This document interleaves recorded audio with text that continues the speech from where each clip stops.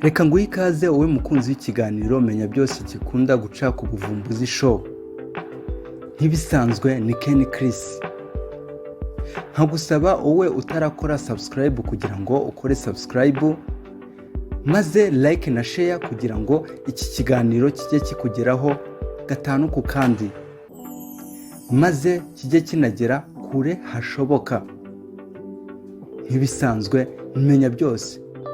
Ushobora kuba wibaza uti se menya byose y'uyu munsi noneho uyu munsi Ken Chris yaduteguriye kumenya byose kubyerekeye iki cyangwa se kubyerekeye nde? Ukibaza uti se ubuvumbuzi show nkuko iyi channel yitwa ubuvumbuzi show, uyu munsi yatuvumburiye amakuru kubyerekeye iki? Kudakuraho urushinge cyangwa se kutihutisha niko kumenya amakuru kandi ukayamenya neza, maze wajya no kuyabara ukamenya aho uhera naho usoreza. Reka ntangire mvuga ati RIP Ale Mukurarinda, ati ruhukira mu mahoro Ale Mukurarinda. Mu gihe kuri bamwe abari ibitwenge abandi bari amarira, cyane ko umuhanga yavuze ngo muri iyi si ni ups and down, hasi hejuru. Ibyishimo aho bisimburanwa n'akababaro cyangwa se n'agahinda.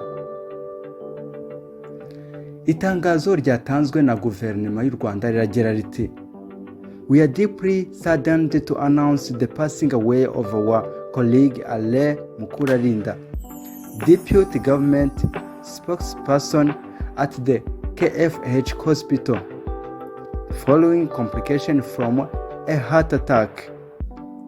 The government of Rwanda extends its sincere condolences to his family, loved ones, and all those who had the honor of working alongside him. Mu Kinyarwanda, guverinoma y'u Rwanda yarishatse kuvuga ngo tubabajwe no gutangaza urupfu rw'umuvugizi wa guverinoma wungirije Bwana Ale Mukurarinda, akaba yitabye Imana aho yararwariye mu bitaro bya KFH azize guhagarara k'umutima. Guverinoma y'u Rwanda yihanganishije umuryango we, inshuti ze ndetse n'abagize amahirwe yo gukorana nawe. Ushobora kuba wibaza uti se uyu muntu wiriwe ku mbuga nkoranyambaga, uyu muntu wahangayikishije benshi, uyu muntu watumye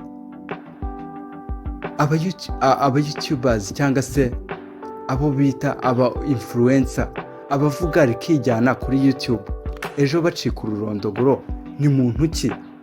Ese kubera iki yavuzweho cyane? Ese kubera iki habanje amakuru y'ibihuha bimuvugaho? Ntibisanzwe, iki ni ikiganiro nkunda kubagezaho aricyo bita menya byose gica ku buvumbuzi show. Reka ntangire mwiyumvire, uyu nguyu Ale Mukurarinda yari muntu ki? Kubera iki azwi bingana gutya? Reka nkwibutse wowe mushyashya ko wakora subscribe kugira ngo iki kiganiro kikugeraho cyose, ndetse n'andi makuru waba ukeneye kubyerekeye n'ibindi byamamare ajya kugeraho kandi akugeraho ku gihe. Guverinoma y'u Rwanda yemeje ko Ale Mukurarinda wari umuvugizi wungirije wa guverinoma y'u Rwanda yitabye Imana aho yari arwariye mu bitaro byitiriwe Umwami Faisal. Nibyemejwe n'ibiro by'ubuvugizi bwa leta y'u Rwanda kuri uyu wa 4 Mata 2025 nk'uko itangazo ryashyizwe hanze ribigaragaza. Guverinoma y'u Rwanda yagize iti: tubabajwe no gutangaza urupfu rw'umuvugizi wa guverinoma wungirije Bwana Ale Mukurarinda, akaba yitabye Imana aho yararwariye ku bitaro bya KFH azize guhagarara k'umutima. Yakomeje igira iti: guverinoma y'u Rwanda yihanganishije umuryango we, inshuti ze ndetse n'abagize amahirwe yo gukorana nawe. amakuru y'urupfu rwa Alain Mukurarinda w'imyaka 55 yatangiye kuvugwa ku mugoroba wo kuwa gatatu ku mbuga nkoranyambaga. Inshuti n'abakoranye na Alain Mukura bakomeje kumusabira iruhuko ridashira. Guverinoma y'u Rwanda itangaje yuko amakuru y'urupfu rwe yatangiye gutangazwa ejo. Bishatse kuvuga ngo yari amakuru y'ibihuha. Njye niyumviye ibiganiro byo wari amurwarije kwa muganga, avugana n'umunyamakuru umwe kuri YouTube channel, amubwira yuko ayo makuru yose arimo yumva ari ibihuha, kuko Alain Mukurarinda yaragihumeka ndetse abasha no kuvugana n'abaganga. Ushobora kuba wibaza uti se Alain Mukurarinda kubera iki yavuzweho cyane, yagarutsweho n'ibinyamakuru byinshi cyane? Uyu ni muntu ki? Uyu ninde watigisa imbuga nkoranyambaga? Bivuze ngo ejo hari habayeho ambutiyage y'amakuru aca ku mbuga nkoranyambaga bitewe n'iri zina Alain Mukurarinda.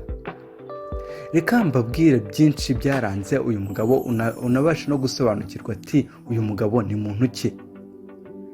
Kuwa 14 Ukuboza 2021 nibwo Alain Mukurarinda yagizwe umuvugizi wungirije wa guverinoma.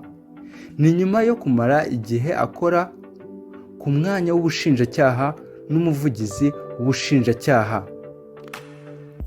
Yize amashuri y'incuke mu Rugunga, akurikizaho amashuri abanza 8 nyuma y'uko hari habayeho reforme, aza kujya kwiga amashuri yisumbuye i Rwamagana mu icungamutungo economic imyaka 6. Muri Kamena 1990 nibwo yasoje amashuri, abona buruse yo kujya kwiga muri kaminuza y'u Rwanda. Mu mwaka w'1991 yaje kujya kwiga mu bya science politique et sociale, ariko baza kuvangamo abandi biga science economique mu gihugu cy'Ububiligi. Alain Mukurarinda mbere y'uko akora mu bushinjacyaha yari asanzwe ari umuhanzi ndetse anareberera inyungu z'abahanzi. Uyu nguyu si ubuhanga bwa politike gusa yari afite, no kuba yarigeze no kuba n'umushinjacyaha, burya yigeze kubaho n'umuhanzi ndetse anavuganira abahanzi. Bivuze ngo uyu muntu yari umuntu ukomeye, yavugaga rikijyana. Niyo mpamvu azwi cyane kuri uru rwego, niyo mpamvu imbuga nkoranyambaga zamugarutseho bikomeye. Ku bantu batari bamuzi kandi ku bantu bifuza kumumenya, burya umuntu aragenda ariko ibihangano bye cyangwa se n'ijwi rye niba hari aho ryasigaye, ryo ntago rigenda, nta nubwo risibangana. Cyane cyane ku bantu bakundi umupira, mwashyizwe igorora, kuko indirimbo batsinda yaririmbiwe ikipe y'igihugu Amavubi izahora ari urwibutso ko habayeho umugabo w'umuhanga witwa Alain Mukurarinda. Bivuze ngo Alain Mukurarinda niwe wahimbye iyi ndirimbo Tsinda Batsinde, ikunda kuririmbirwa ikipe y'igihugu Amavubi. Nguwo Alain Mukurarinda ku muntu utari umuzi kandi ku muntu wifuzaga kumumenya. Njye mwumvaga nk'ibisanzwe ni Kenny Chris. Byose mwashakaga kumenya, nk'uko ikiganiro cyitwa ari Menya Byose ndakeka mbibagejejeho. Ubu ni Ubuvumbuzi Show. Uyu munsi YouTube channel nibyo yabashije kubavumburira byinshi kuri Alain Mukurarinda. Ku yandi makuru cyangwa se ku kindi kiganiro wifuza ko nazabakorera ubutaha, uhawe ikaze. Utarakora subscribe wayikora, kandi ukazajya ukora like na share kugira ngo kibashe kugera kure cyane, kandi comment zanyu ku bindi mushaka kuzumva cyangwa se kuzamenya byimbitse muhawe ikaze. Ndabashimiye, mukomeze mugubwe neza.